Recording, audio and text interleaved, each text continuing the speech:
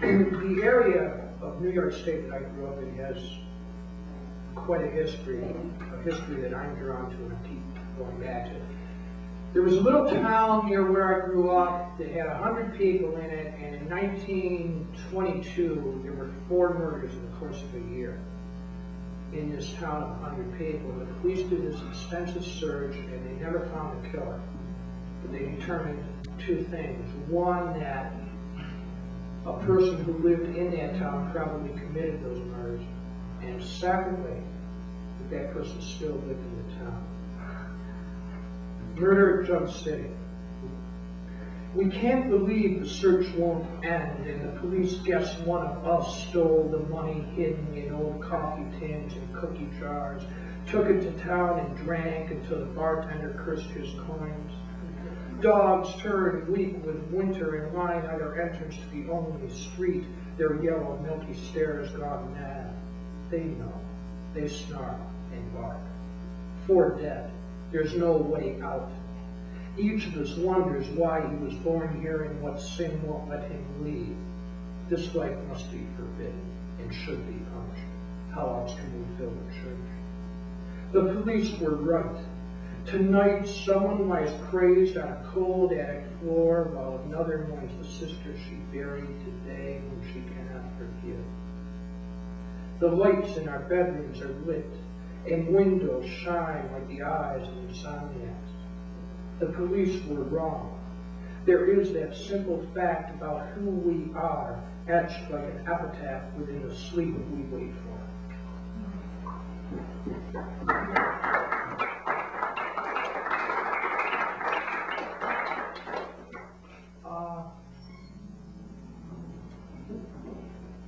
Lately I've been reaching all over for poems. I'm going back to some of those experiences that for me are ancient, but I haven't been able to get to. And this poem has to do with, this poem is for anybody that's had to put up with the bullshit of doing a day labor thing, manpower, handy. Handy, are they still around? They used to be here, Nick. This poem is from a handy job. It's handy wally now. The job, right? It was 1975. It was here in Boston, and you just go in at 5:30 in the morning. They send you out on these hideous jobs, and I wound up working in the pathology lab at Peter Brigham Hospital with a hardcore alcoholic. They had the shakes all through this job, and what the job was taking gallon jugs of human specimens that had been stored since 1945, putting them in a cardboard box and taking them up for incineration. Day later.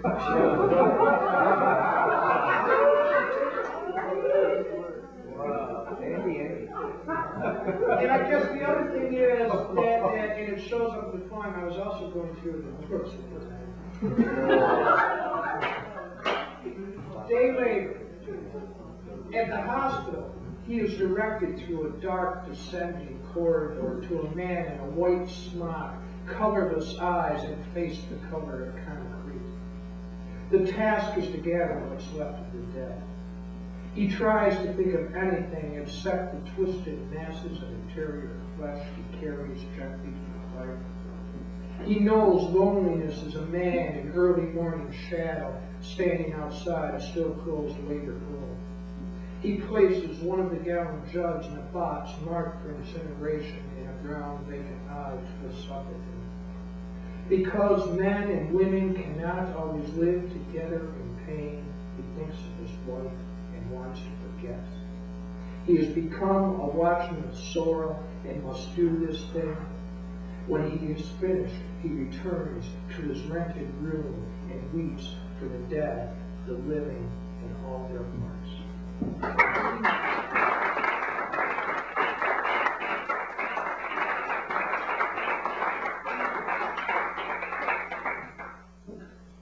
Two more. This poem is called Sterling Diner. My mom washed dishes in one of those great, now you call them Art Deco. Back wonderful place that, you know, it's a place, for me as a kid, it was a place that you ate and it looked like a railroad. And it was wonderful. Sterling Diner. Each noon they came from the factories and shops and sat along the row of thick green padded seats with shiny chrome pedestals. In the kitchen, my mother washed stacks of dishes piled beside the small sink, steam rising around her like mist above the creek at dawn. Daily I would run from St. Peter's schoolyard and hurry into that din of voices loud as a church bell. At 7 years old, it seemed to me all the town gathered here in the absolute religion of singular purpose. Conversation was property for sale, high school sports, the closing of the plant my father worked in, who had moved away, what was wrong with government. The waitress knew everyone by name, always got the orders right, and brought the second cup of coffee free. Offering to change glittered on a countertop, meals served, lunch hour over, the last patron gone from the communal hope for comfort and future, the dining car went quiet as a threat, or the history of need that keeps us all.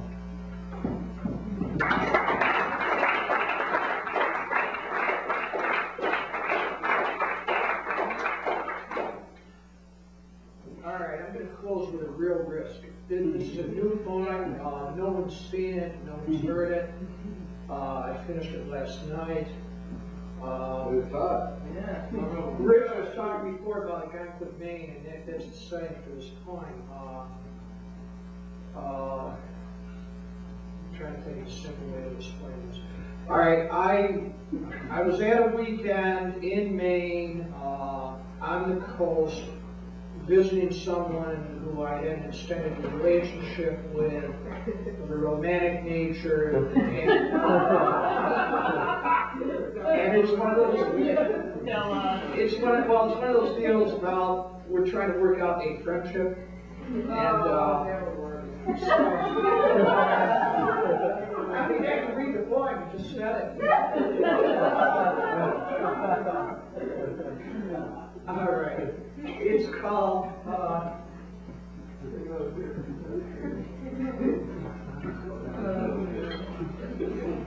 called, Early Evening at Marginal Way, which is the name of this poem. And the name itself, Marginal Way, really triggered something.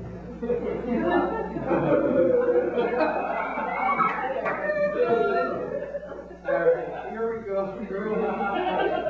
Early evening at Marginal Way. This is for Neil and Carrie. I promise when I get a point out of this experience. Even its name says we have choices that may go wrong. The sound of wind carries up from the sea is the voice of what is failed. Although the tide flattens out along the beach, silent and cold as glass, small gray bodies of sparrows intrude the air and spray the rose caps of waves, trails like smoke across the blue-black water. There is no place for us in any light. Tonight I will lie without you, all the space behind the moon and stars unknown, and wonder how it was we became detached as rain. Isn't it through natural things our lives seem real? And aren't the natural acts we deny ourselves tragedies of spirit? I fear the need that keeps us distant.